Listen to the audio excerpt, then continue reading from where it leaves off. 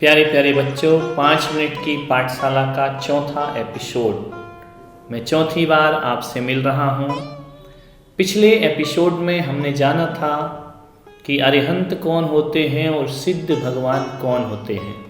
आपकी याददाश्त के लिए एक बार फिर रिपीट करते हुए आगे बढ़ेंगे।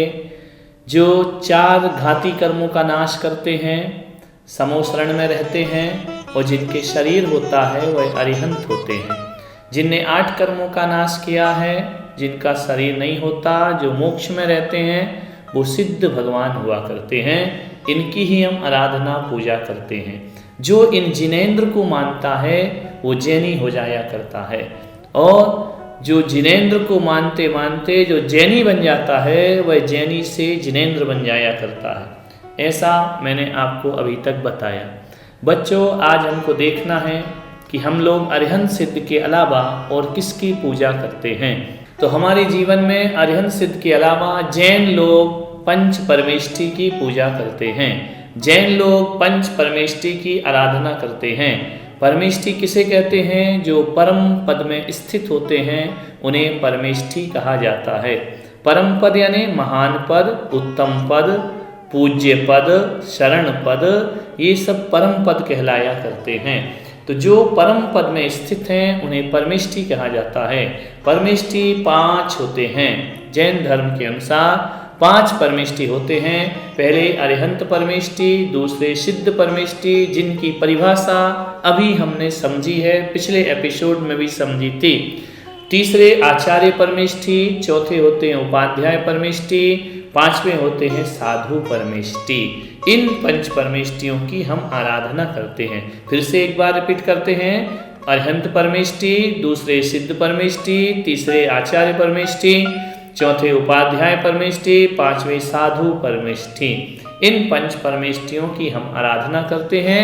इन्हीं पंच परमेष्ठियों का हम ध्यान करते हैं और इन्हीं पंच परमेष्ठियों को हम मंत्र के रूप में याद करते हैं। जैसे हम बोलते हैं नमो अरिहंताणम, इसका मतलब होता है अरिहंतों को नमस्कार हो। जो अरिहंत परमेष्ठी हैं उनको मैं नमस्कार करता हूँ।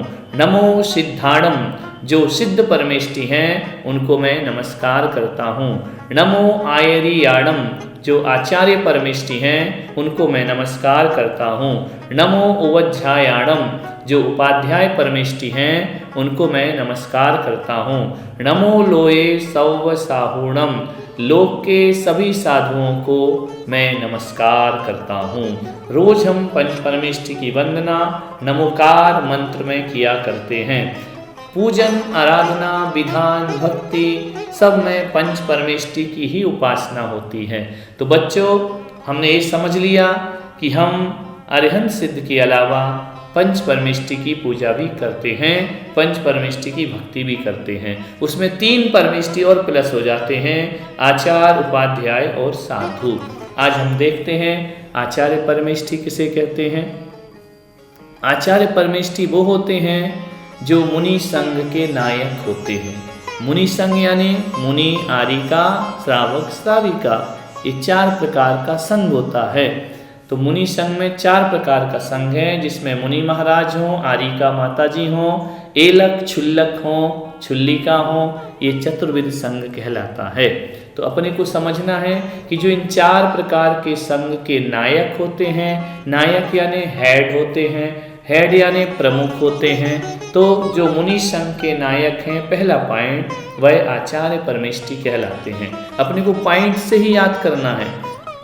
मुनि संघ के नायक हों, शिक्षा और दीक्षा देते हों, आचार्य दीक्षा देते हैं और पढ़ाते भी हैं, और मुनि संघ के नायक हों, शिक्षा और दीक्षा देते हों, जो शिष्यों को प्रायश्चित दिया करते हैं, वह आचार्य परमेष्ठी होते हैं। समझ में आया आचार्य परमेष्ठी की परिभाषा? जो मुनि संघ के नायक शिक्षा और दीक्षा देते हों, प्रायश्चित देते हों, यानी शिष्यों से कुछ गलती हो जाए, दोष लग जाए, उसको प्रायश्चित दिया जाता है।